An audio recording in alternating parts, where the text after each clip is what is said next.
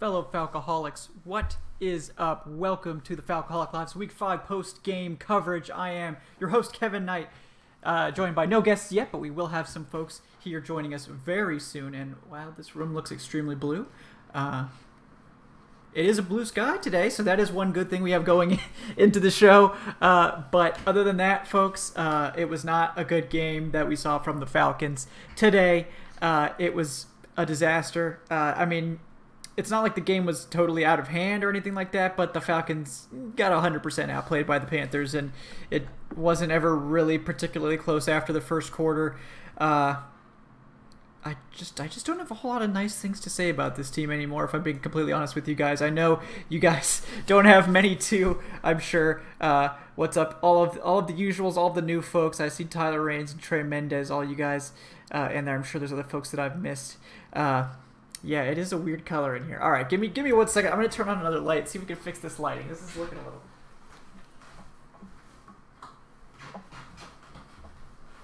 All right. Let's see how this is. It's a little less blue. Not that much better, but we'll try it. All right. Yeah, guys. Well, before we get started, I think I'm going to need a big old swig of this, so give me a second here.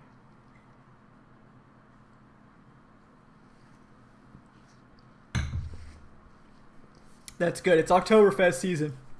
That's something we can celebrate. Some good beer out there this time of year. But it was not good. That we saw the defense start fairly strong with that stop, and that was a little bit encouraging. Offense starts strong with that touchdown drive, again encouraging. And then it all disappeared as it has done. Pretty much every week this season, the Falcons have shown that they can be a competent team, and then they're not. They just aren't. So I just don't I feel like we've talked this all to death. It's the same issues that keep showing up every single week. The offense is run by a coordinator who's nonsensical. We've often accused Koetter of being too conservative, and then last week it was week 3 against the Bears, it was too aggressive, in the passing game. This week it was a repeat of the Bears game. We saw that the Falcons were actually most effective when they were running the ball. And the 2 drives that they really committed to running the ball, they really moved it well. Todd Gurley had a great game. We know he's not a burner anymore, but he's still very strong. He has tremendous vision. He's got great balance. When you have blocking, that's enough. That's enough to be a very capable running back, and we saw that today with his 121, yard game. The passing game without Julio Jones struggled. This Panthers defense, even down multiple corners, was too much of a match for Dirk Koetter. He lost Julio Jones, and he just doesn't seem to know what to do anymore. He's still got Calvin Ridley, he's still got Russell Gage, and he's still got Olamide Zaccheaus, who's apparently the focal point of this offense now, and he's just not able to get it done. I think that, I have to rewatch the game to really know for sure, but I think, look, the Matt Ryan didn't have a good game today. There's no really sugarcoating that interception at the end was poorly thrown. Russell Gage didn't really have a chance at that ball. That was crushing. His throws have just been a little off over the past few games. It hasn't been a good performance from him after his hot start. I also think that the route combinations that Koetter's drawing up are doing the offense no favors. It's basically forcing Ryan to throw these tight window passes on every single down. It's a very high degree of difficulty scheme for him to execute, and he's struggling with it. So, we're also in the situation where Matt Ryan basically has to play 100% perfect football for this team to win games. And asking any quarterback to play 100% perfect football is not a recipe for winning many of those games. It's just not something that's going to work very often, even with a quarterback like Patrick Mahomes. He's struggling today against the Raiders, and he's probably going to pull it out because the Chiefs are a well-coached team, but it's dire. We're in a dire situation here. The Falcons are playing very poorly. The coach, and I do think it is coaching. Let's be honest. The Panthers are less talented than Atlanta on both sides of the ball. The Panthers defense is completely gutted in terms of talent, and they are playing significantly better than Atlanta, statistically and in this game. There's no other way around that than coaching. Like, you can say that the Falcons have no talent on defense. It's just simply not true. The talent isn't the reason that guys are completely uncovered in the end zone. It's the scheme. Like, I don't know what happened to Dan Quinn's scheme over the past several years.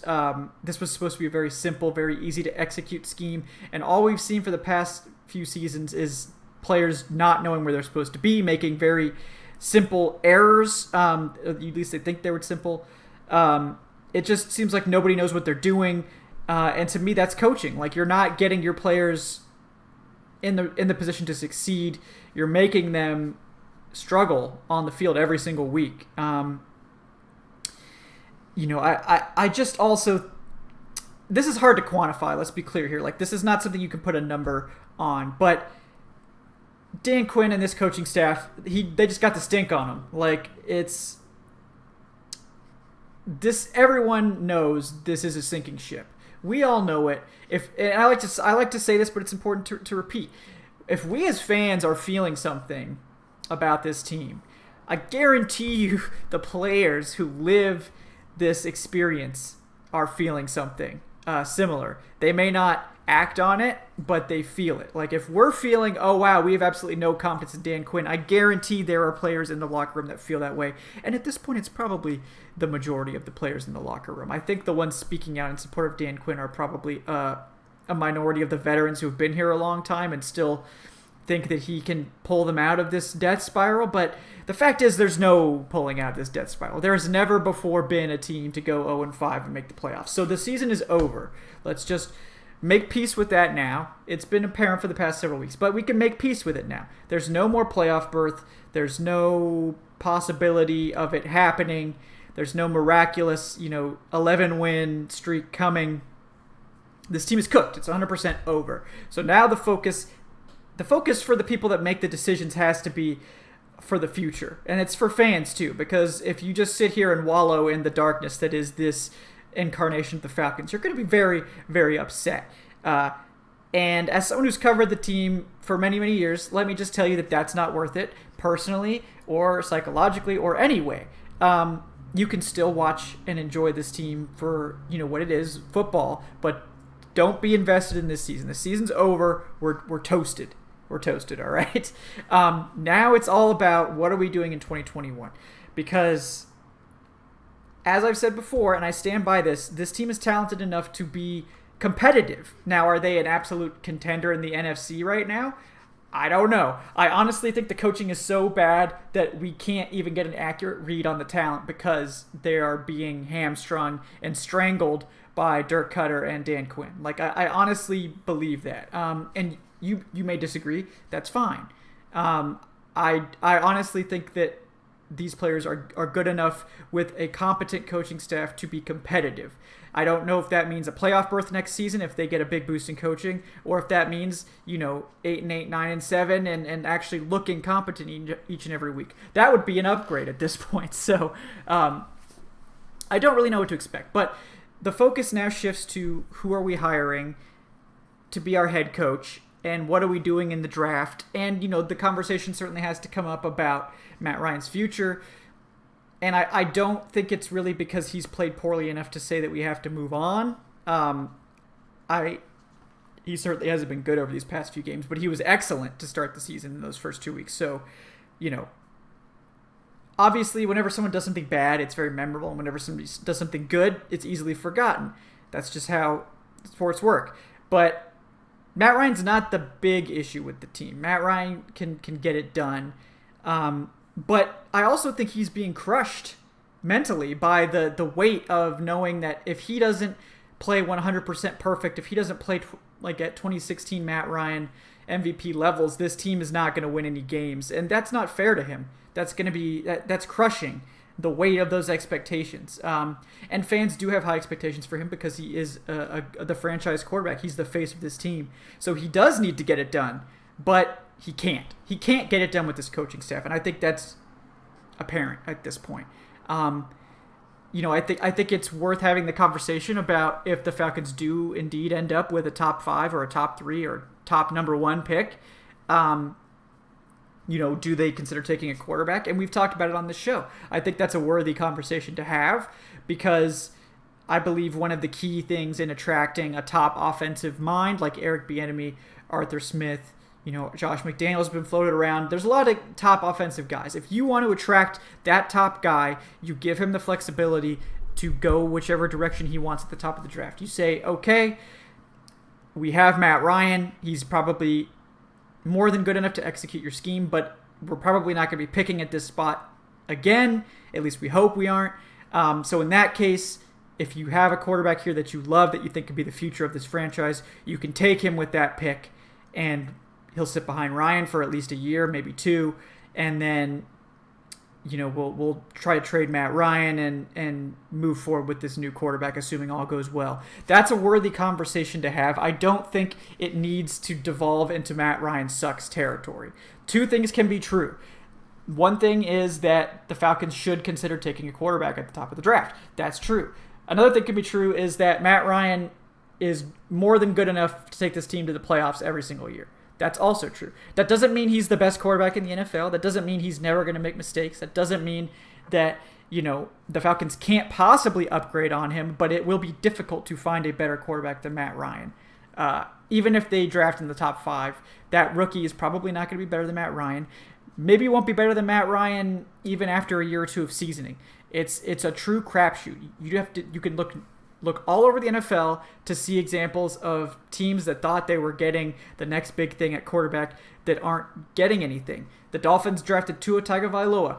I'm sure a lot of people in here thought Tua Tagovailoa was really good, and he still could be. But he's not even outplaying Ryan Fitzpatrick at this point. Dwayne Haskins of Washington, he's been benched after a season. Top 15 quarterback. He's no longer the starter. He's probably getting traded out of there. Josh Rosen, a top pick, from the Cardinals a year or 2 ago. Disaster, cut, traded, sent somewhere else, probably also going to be cut again. It's not ever a sure thing, even with these top quarterbacks. So you need to keep that in mind. You know what you have in Matt Ryan, and you have a top 10 quarterback.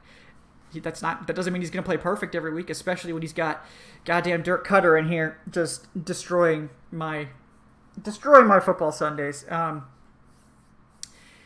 don't have any more words for Dirk Koetter. Like, this man is clueless. I've never called plays. I've never called plays for a football team at the high school level, at the college level, at any level. So don't mistake my criticism saying I could necessarily do a better job.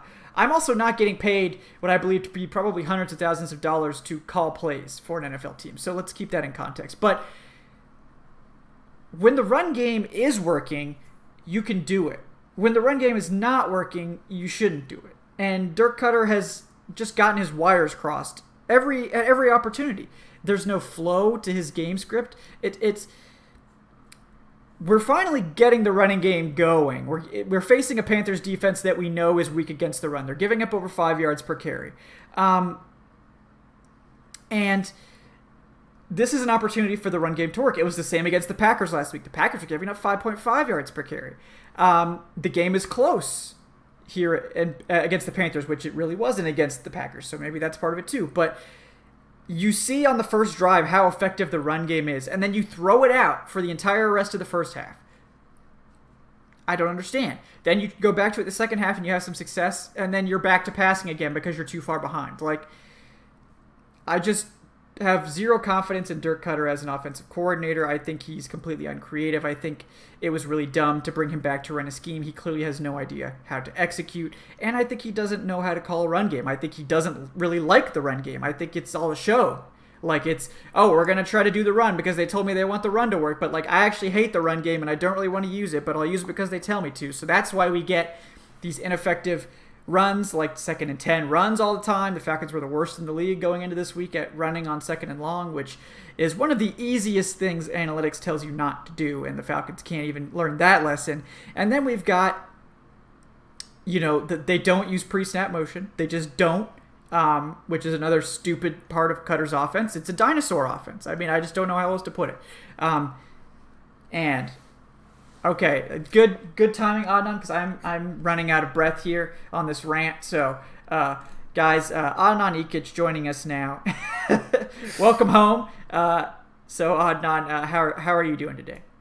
Yeah, I'm doing pretty good. I'm telling you, at this point, I've stopped really caring. I'm numb to the Falcons. Like, of course, you want them to do very well, but at this point, I would legitimately make an argument that it's better to get losses than wins, just because losses will bring about some change to the coaching staff. This felt like one of those games, like the last 2 years, where this is the game where you win, and then Arthur Blank's like, well, maybe keeping Dan Quinn isn't such a bad idea.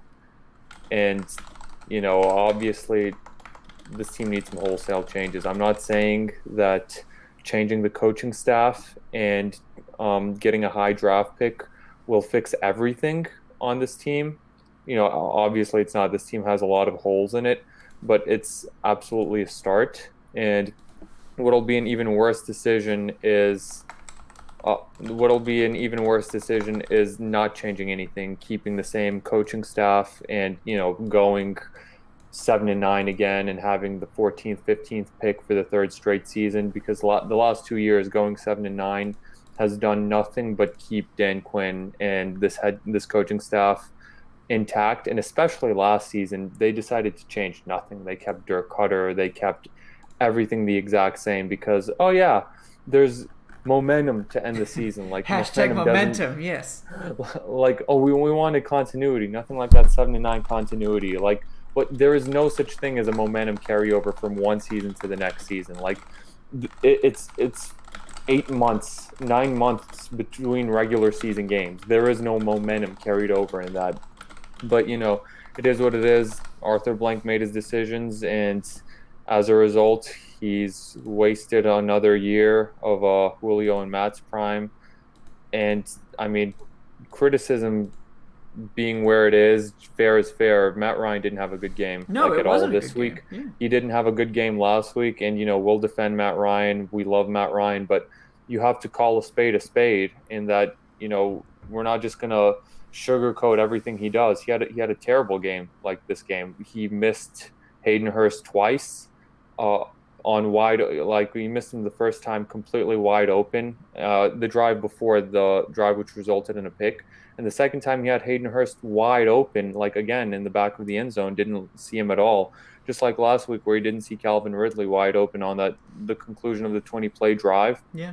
And then that interception in the end zone was absolutely egregious. Like there is no, if you're talking about a rookie quarterback, that's completely unacceptable, let alone a quarterback who's in his 12th season. It reminded me of some of those picks that he had earlier a few years ago when the Falcons were struggling in 2015 especially.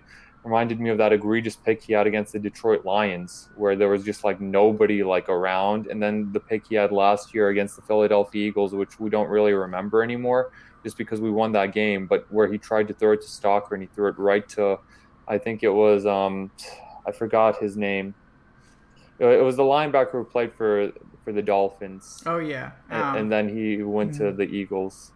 I don't know. Maybe the chat Yeah. can help me out on his name, Yeah, I but don't remember, but but I don't remember. I don't think he's anywhere anymore. But yeah, it was a bad game for Matt. I think we've gone now 29 straight drives where it was Kiko Alonso. yeah, Kiko, that's right. Yeah, Oh thank man. you, Jet Luigi.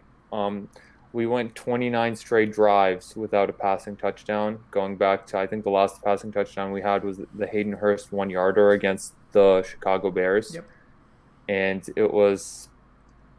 Matt Ryan. It doesn't look sharp. And I will say one thing: if we have a top 5 draft pick in this draft, and Justin Fields is on the board, because I don't think we'll get the top pick. The Jets are still looking very terrible. Somehow the Jets are still worse. It's Yeah, true. like the Yeah. Jets are so bad. Yeah. But if Justin Fields is on the board and we have a top 5 pick, then Matt Ryan isn't putting together a strong case for us to go with an offensive lineman or something, or to not go with a quarterback with that pick right now.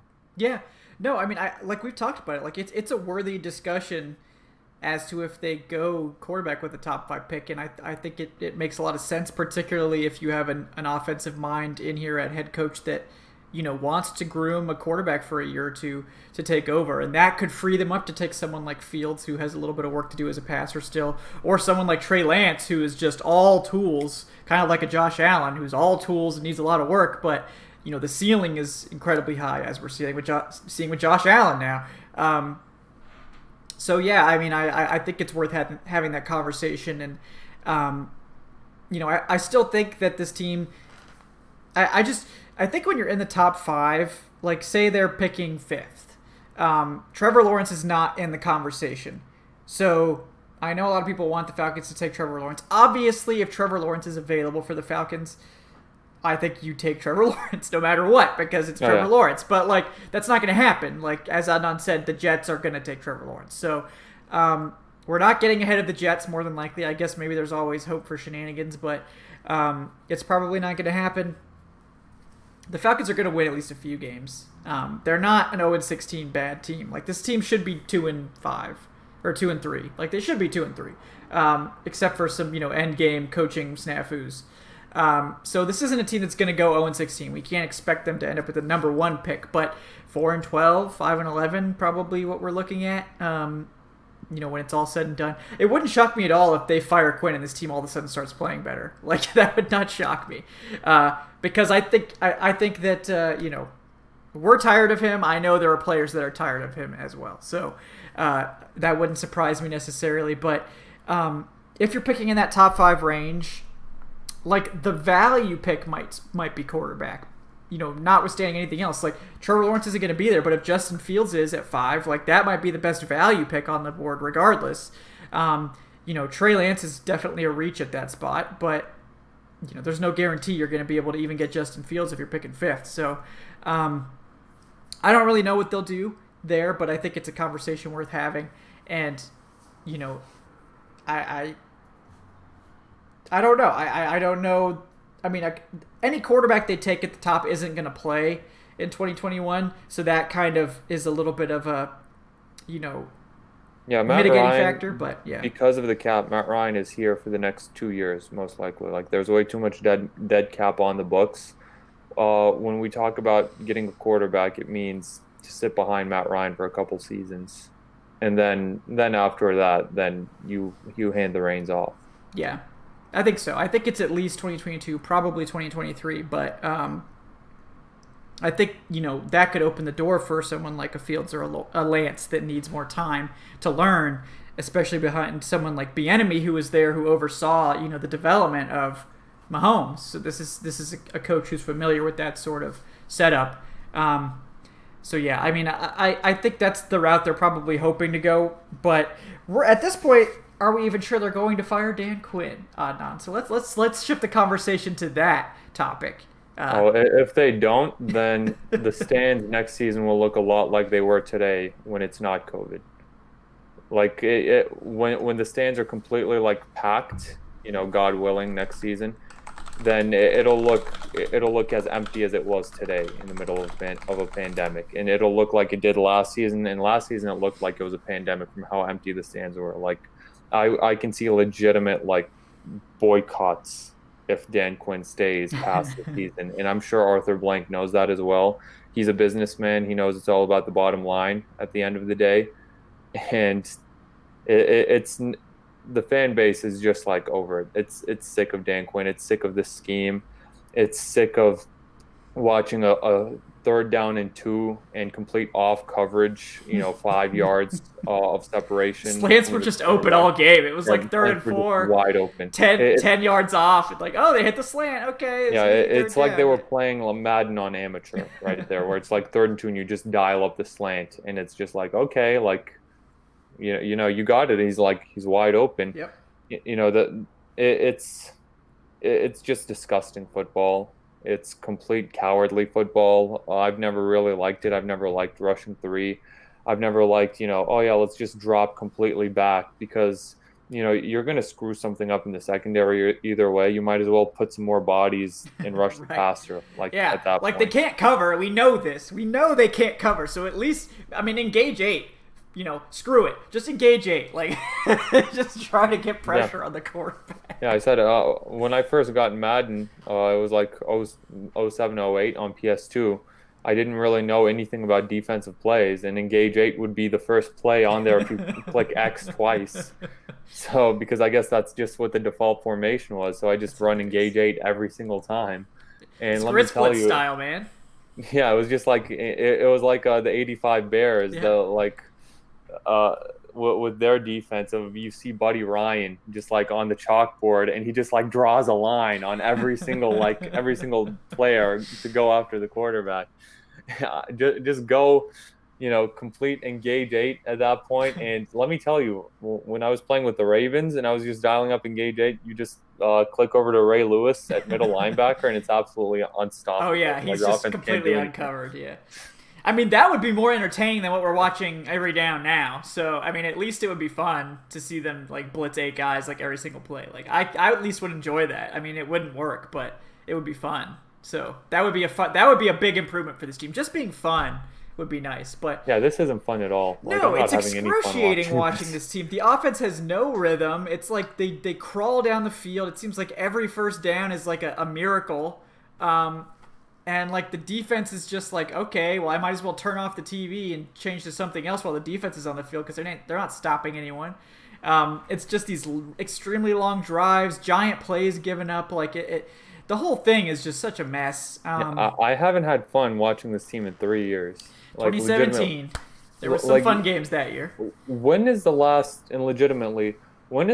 time this team has won a game where you felt super excited about like winning the game? And I don't count San Francisco last year, because even that one was, oh yeah, we like beat San Francisco. It does nothing to us except ruin our draft pick. Like, it's fun getting some get back at Kyle Shanahan, but all it did was like ruin your draft pick status, and it almost like let the Saints have home field advantage throughout the playoffs.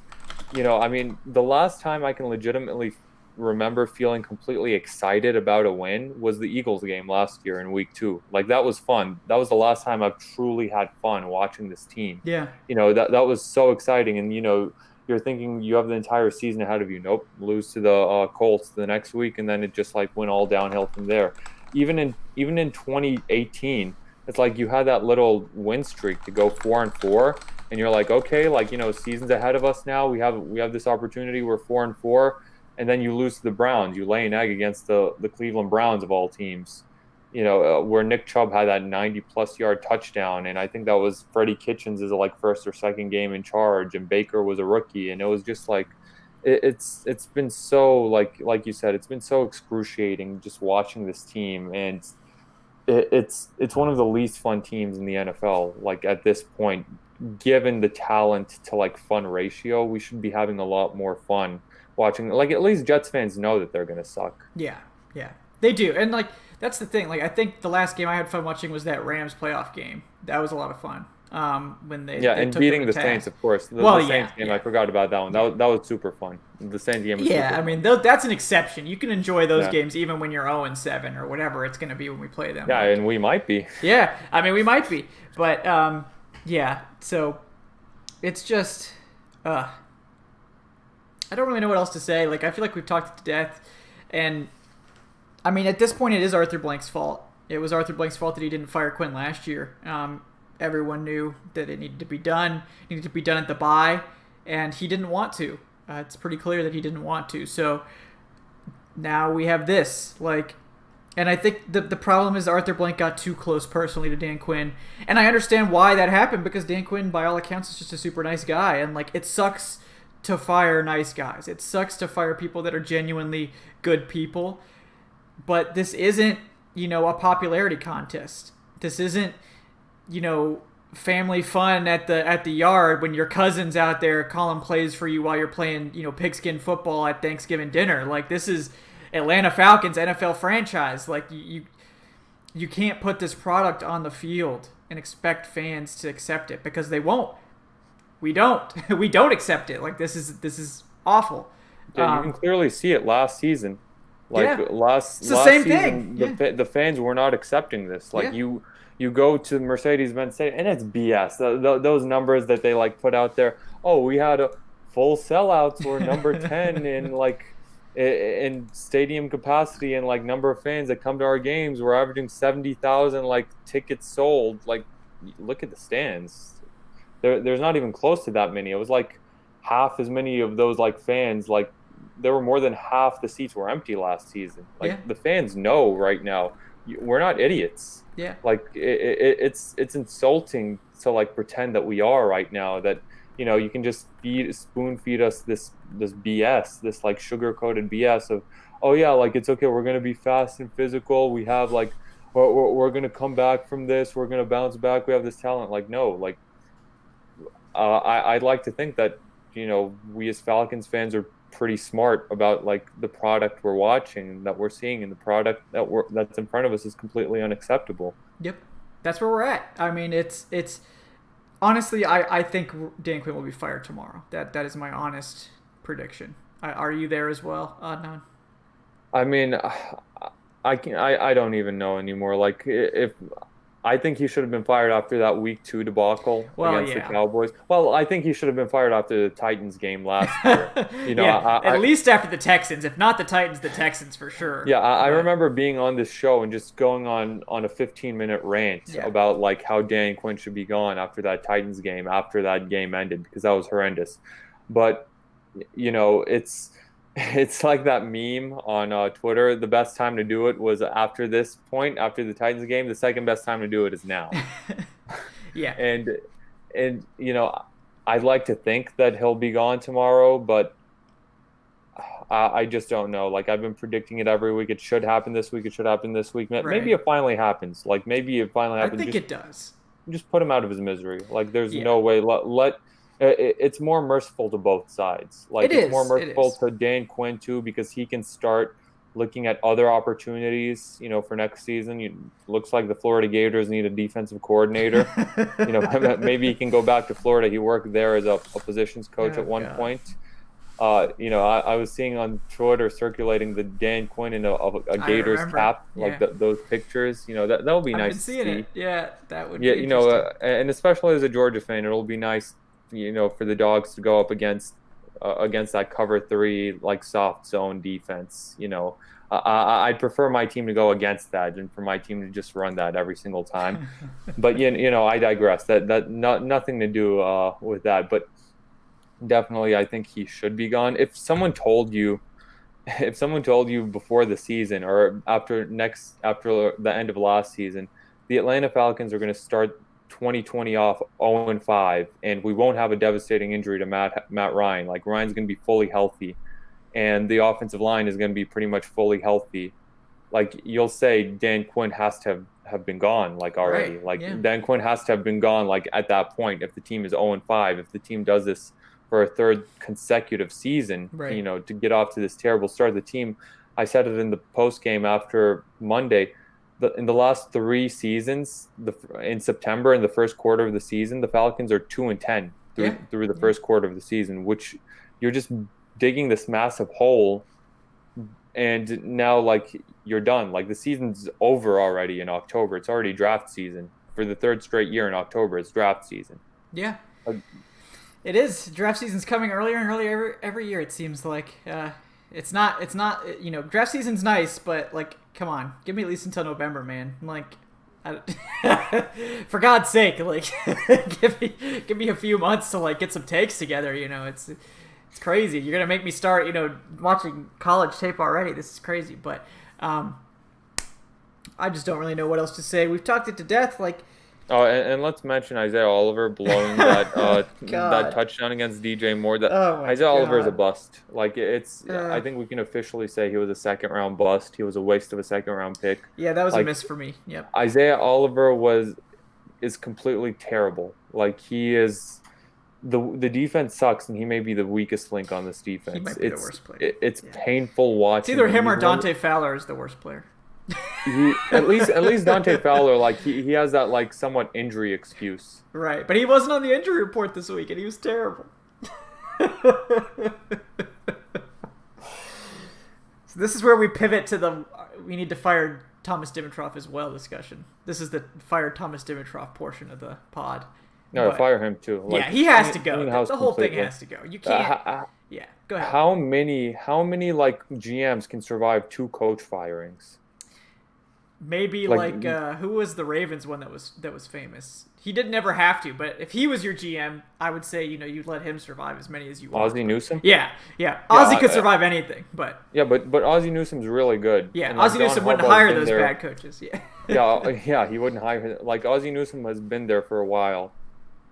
Yeah, yeah. So Or not Ozzie Newsome, excuse me. John Harbaugh's been there forever too. Yeah, Like yeah. they're a great pairing. The Ravens are a model franchise to go to just like continue winning so much. And even when they had Joe Flacco and he really kind of sucked, they were still like winning because they kept loading that defense up with talent over and over. And it's been a seamless transition from the Ray Lewis defense to like this defense now, which is still like incredible. Yeah. And they drafted Lamar Jackson, but we're over here just envious of these other general managers. I'm over it. You know who's really rooting for us to keep Dimitrov and Dan Quinn?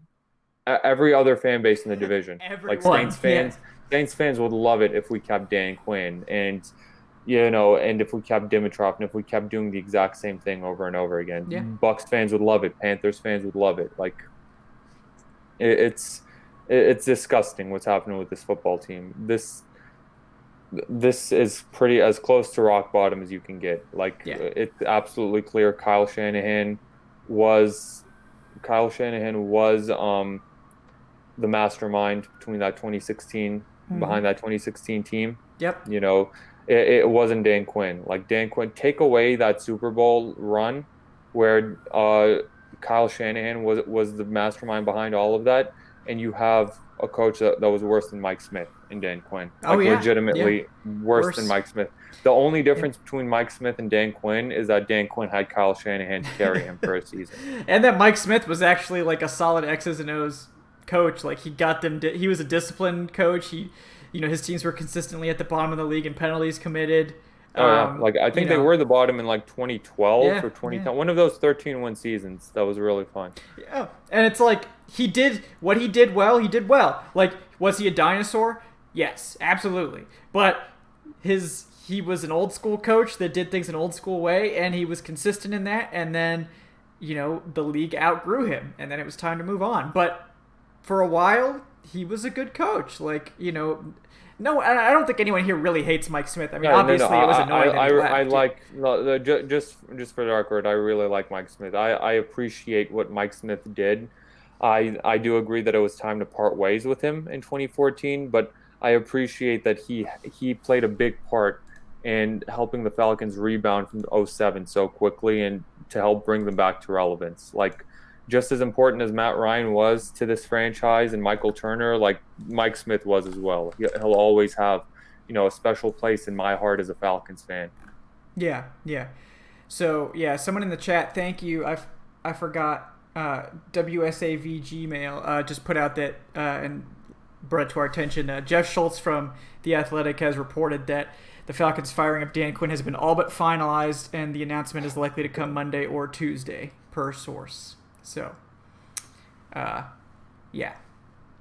So, maybe I guess that's all we need to know.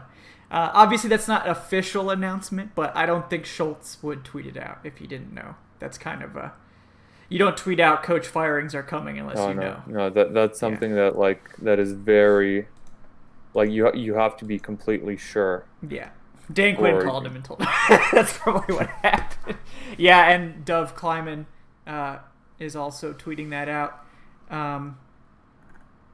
Apparently it's spreading all over the internet. I'm just waiting. I guess we'll wait and see if Schefter, or not Rappaport, because Rappaport's suspended, but other guys I'm sure will pick it up as well. It seems that it is official that the Dan Quinn, or at least it's not official. It's like 98% official. We'll go with that number. It seems like a good round number that the Dan Quinn era is over. So on that note, Adnan, who do you want to hire? Like, if you had your complete open choice of any coach in the league that's available to hire in theory, who do you want to be the head coach? Oh, I mean, I have 3 names, at the top of my list, all offensive minds. At the top, Bieniemy from Kansas City. Mm-hmm. Like, you're talking about a complete Andy Reid disciple. Yeah. And I hope he should. I don't know how he didn't get a head coaching job after That's an last season, embarrassment. if He I'm didn't even being get honest. interviews, man. It was It ridiculous. didn't even get an interview, but now the team has like we have an opportunity, to bring him in to correct our mistake. The other one is Arthur Smith from the Titans. Like Yeah, yeah. that Titans offense, you can look at it. It's not just hand the ball off to Derrick Henry and hope for the best. Like there is some like meat on that bone in that offense. It's a very solid offense with Ryan Tannehill, who many fans, had given up on. And the Titans offense looked spectacular. It's looked fantastic this year, and it looked great in the playoffs last year. It's a great play action type offense. I think it'll be really fun to see. Yeah. And the third name is Brian Daboll from the Buffalo Bills. Like the Bills look so good right now. Like honestly, he has really helped develop Josh Allen. I was very down on Josh Allen. I thought he was not going to work out because he was a bad college quarterback. He was not a good. I was down on him too. It was just that Um, cannon arm at at Wyoming, I think it was. Yeah, like And he made it work, man. He's turned into a good quarterback. And now Josh Allen looks like a top 5 quarterback in the NFL. Like legitimately, Josh Allen has been incredible, and that Bills offense has been absolutely they're up there. Incredible. And this is an offense that was just like so stagnant for the past decade plus. Incredible turnaround. Yeah, and like it's so fun watching the Bills play football. And Brian Daboll, he's someone who came. He was Nick Saban's offensive coordinator at Alabama, and then he went to Buffalo, and now he's just like unlocked everything. Stephon Diggs was a big time addition, but nobody really looks at Stephon Diggs as like a top 5 wide receiver who's going to completely change everything. Right. But it's like in year 2 of Brian Daboll's offense, the Bills have been like absolutely spectacular, and he's a nice young innovative head coach. Well, young. Let me see how old he is exactly. I don't know. We honestly don't know. So he's not like Sean McVay young. He's 45, so it's like he's not like a dinosaur out here. Yeah. Like 45 has always been like young for head coaches until like Sean McVay came in at like 31, and then like everyone after him was like in their 30s being a head coach. Like that literally never used to happen in the NFL. We could keep the bald man energy going if we hired Brian Daboll. That's for sure. Yeah, we can, and hopefully fewer catchphrases. Right. Like stop insulting my intelligence by going out there sucking it up and just like and giving me some catchphrase to feed on. Like nobody cares about your catchphrases. Yeah. If you're winning, it's cute, but it's like if you're not, it's just like shut the heck up. Shut the heck up. I mean, it's probably okay to drop F-bombs, but we're the only ones that police it, so it's fine. But yeah, I mean, I try not to just because I know kids probably, parents with kids probably do occasionally listen, but it's not a big deal. But yeah, I mean, I agree with all of those names that you put out there. Bieniemy's my one, and we're gonna hire Mike Nolan. I can't believe the Cowboys hired Mike Nolan. Let's talk about that for a second. My God, why would you hire Mike Nolan? There was no reason for this. Like you literally asked for this. Like Mike Nolan was a god awful defensive coordinator in Atlanta. Like you don't hire a disgraced Atlanta defensive coordinator. That's a guy you hired to be your water boy. Because that it's just so crazy. I can't believe he got a job, man. As a DC too, it's ridiculous. So ridiculous. Let's see. Yeah, I mean, I really like Bieniemy. He's my top guy. Arthur Smith is close behind. I do like Daboll a lot. I know. I can't remember who it was that was talking about Josh McDaniels. I can't remember if it was Eric or if it was someone else. Maybe it was Evan. I can't remember. It was one of our other guests on here. But yeah, I mean, the Patriots connection makes sense. We know Blank likes ex-Patriots people. So it's been mentioned that Josh McDaniels and Louis Riddick are like a package deal. They're very friendly. They have a history together. They like that combo. I know Louis Riddick has had some buzz to the Falcons as well. So that could be a potential one. I know McDaniels failed miserably in Denver, so that definitely gives me some pause there. So that wouldn't be my first choice, but We'll see. Who's talking about Rex Ryan in the chat? Oh Come my on, for God. God's sake, man. No, Are you not guys Rex trolling? That better be trolling, because if that's trolling, it's funny. If it's not trolling, get some help. Get some help. If it's trolling, I completely respect it. Yes. I've been trolling the idea of like these retread mediocre head coaches for weeks at this point. No, if it's Rex Ryan, Rex Ryan is good troll. If you're serious, you might need to. Oh, it's Evan. Hey, what's up, Evan? Oh, hey. Yeah, we're just talking about hiring Rex Ryan. Do you want to weigh in on that potential hire? Bye. I'm out here. Oh, okay. Peace out. Yeah. Yeah. No, I guess you guys did see the news, right? We did. Yeah, we've been talking about it for a few minutes. Yeah. Yeah. It needed to happen. Yeah.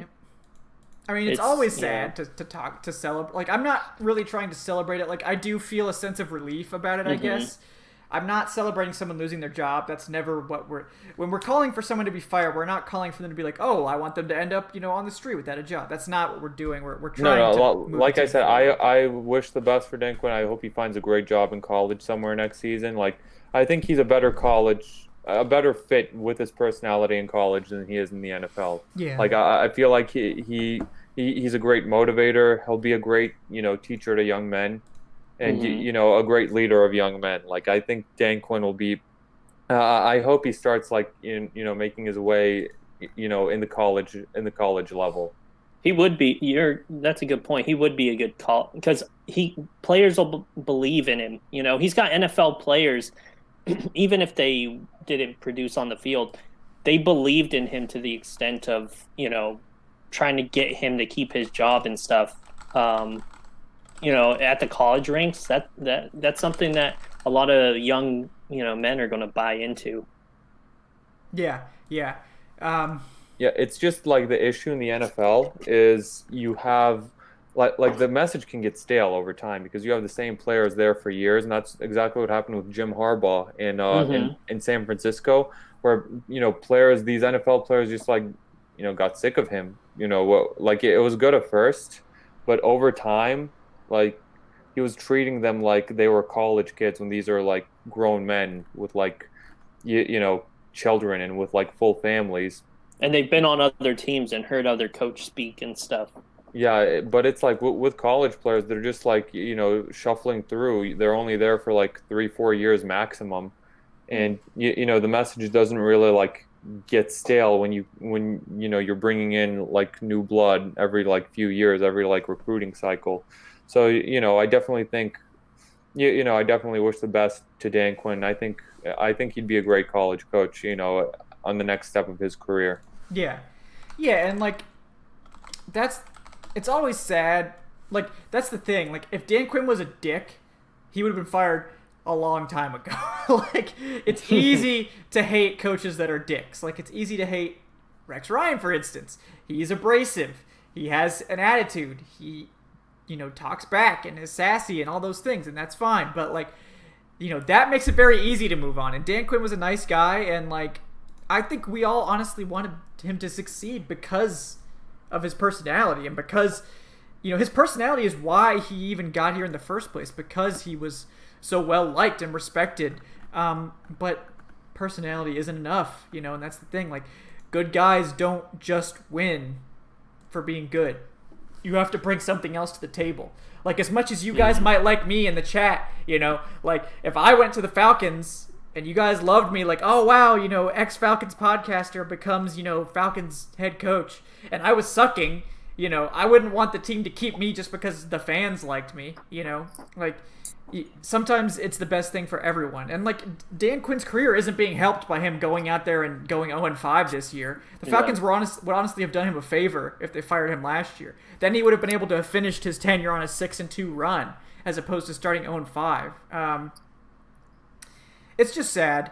But, yeah, we were talking about head coaching candidates. Evan, I know you've spoken on this a little bit before, but who are some guys, now that it's a thing apparently, who are some guys that you're really looking at for the Falcons? I mean, the typical suspects, but now that it's official, I'm gonna have to look at it more. What were some of the names you guys were throwing out? Let's see. We were doing Bieniemy, Arthur Bieniemy, Smith. Smith, and Double. I mean, he's like the dream at this point, right? Yeah, he's going to be the hottest name, it seems like. Arthur Smith. And who else? Arthur Smith, the Titans offensive coordinator. Yeah. Brian Dable, the Bills offensive coordinator.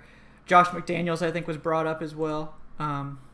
So those are some names that were floating. That seems like the good names out there. I see a lot of people mentioning Joe Brady. That'd be interesting. I mean, that would at this be bold. point, all I care about is I want an offensive mind. Yeah. No more defensive minds running the team, because it's an offensive league, and no defense is just absolutely shutting down offenses. You got in the offensive coordinator you have, if they're pretty good like Kyle Shanahan was, they're going to end up leaving. So you have to have somebody who's the head coach being an offensive mind. Mike Smith, Dan Quinn, they were defensive guys.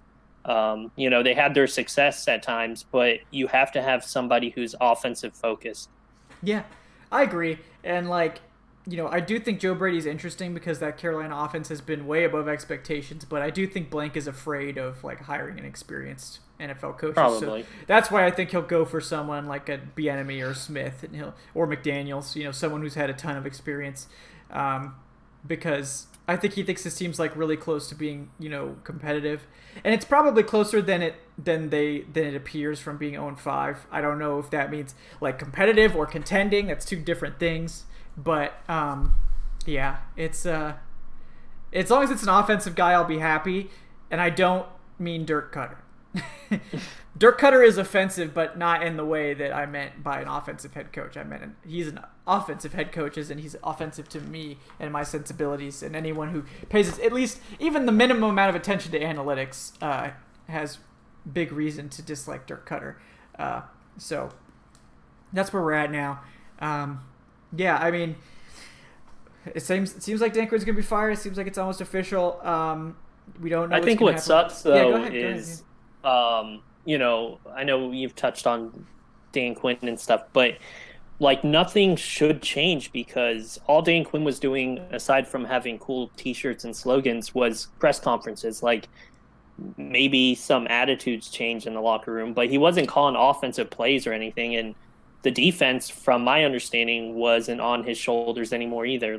He was just kind of there as the guy talking. But it's not like we're all of a sudden going to be, undefeated or something. The team's still going to struggle. It just sucks because it's another wasted season. And for some reason, they needed the first 5 games to learn what we all knew last season.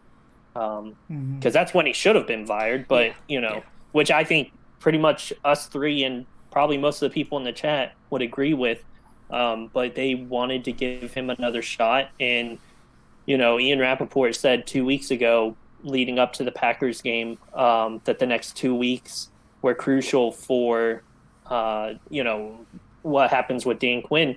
We all pretty much assumed they'd lose the Packers, and they did. And the Panthers game was probably the winnable game out of the two, and they lost. So that, his kind of statement there 2 weeks ago lined up perfectly because it sounds like he's out on Monday or Tuesday. Mm-hmm. Yeah, I know the chat. I totally agree with you, by the way. I know the chat has been asking about who we think is going to be the interim coach. Yeah, probably Ulbrich, I would guess. So Ulbrich for you, Evan. I think that does make sense if they want to actually give someone who doesn't have. Didn't they mention it if during the preseason or the off season?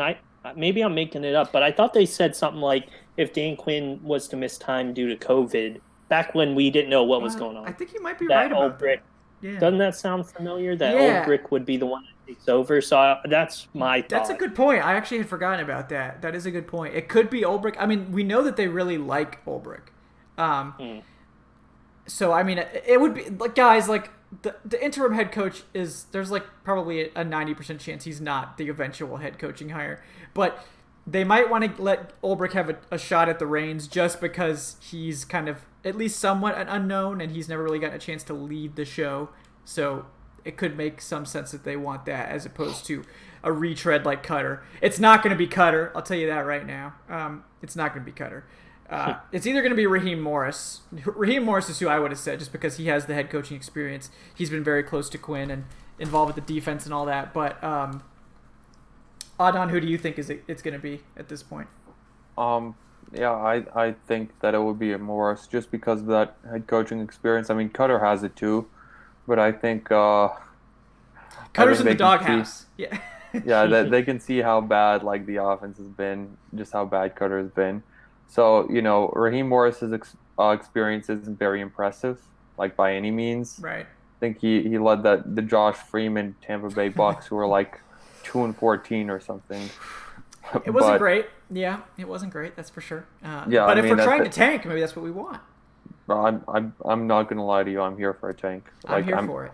I don't shamelessly. Like, I don't care about pride.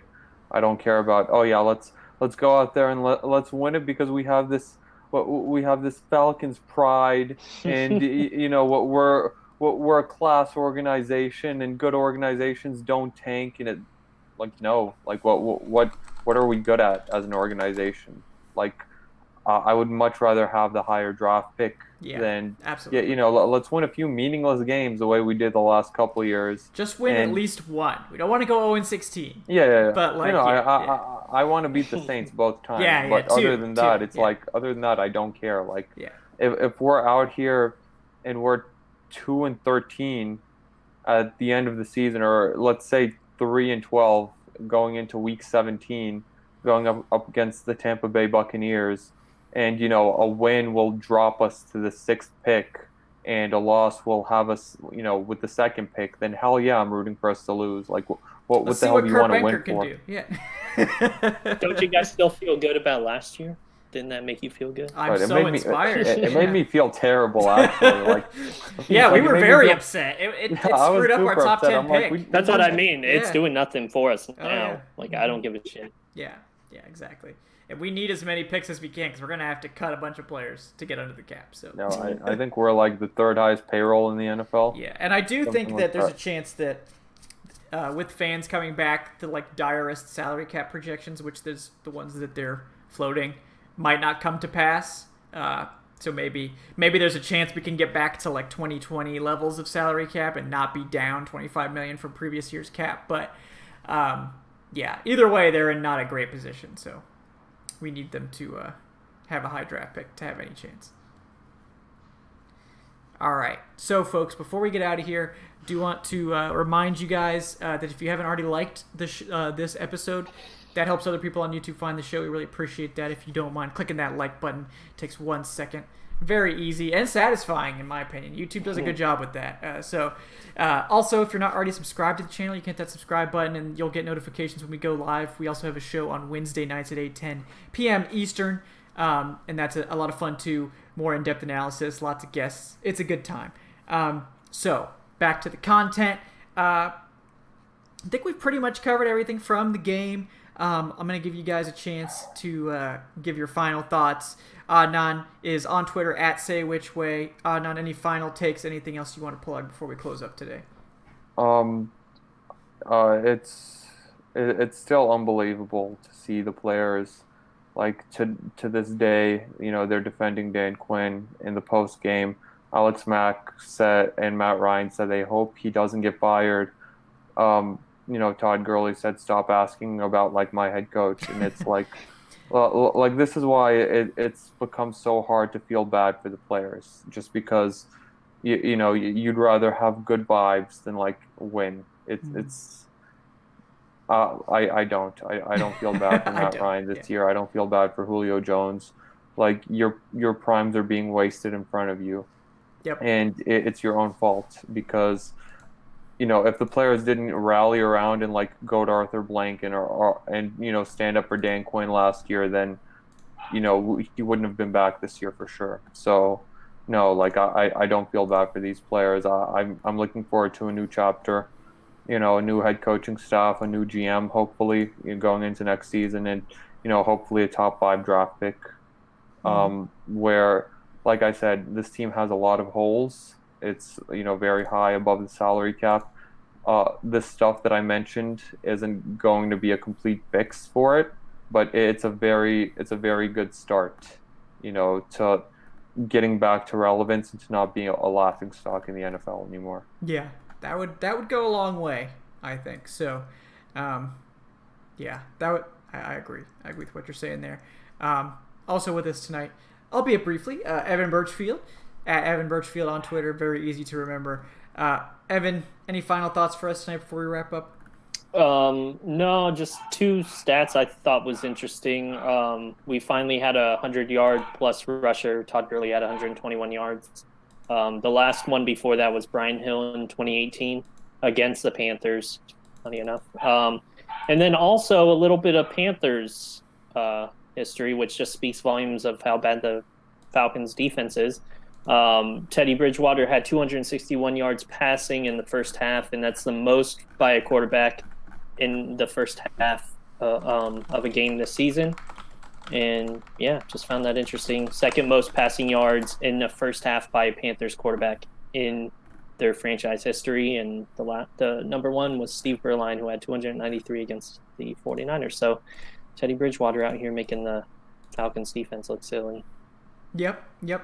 And you can find me on Twitter at Edinburgh. And on that positive note, yeah, I mean, I like to leave with some depressing statistics. Very good.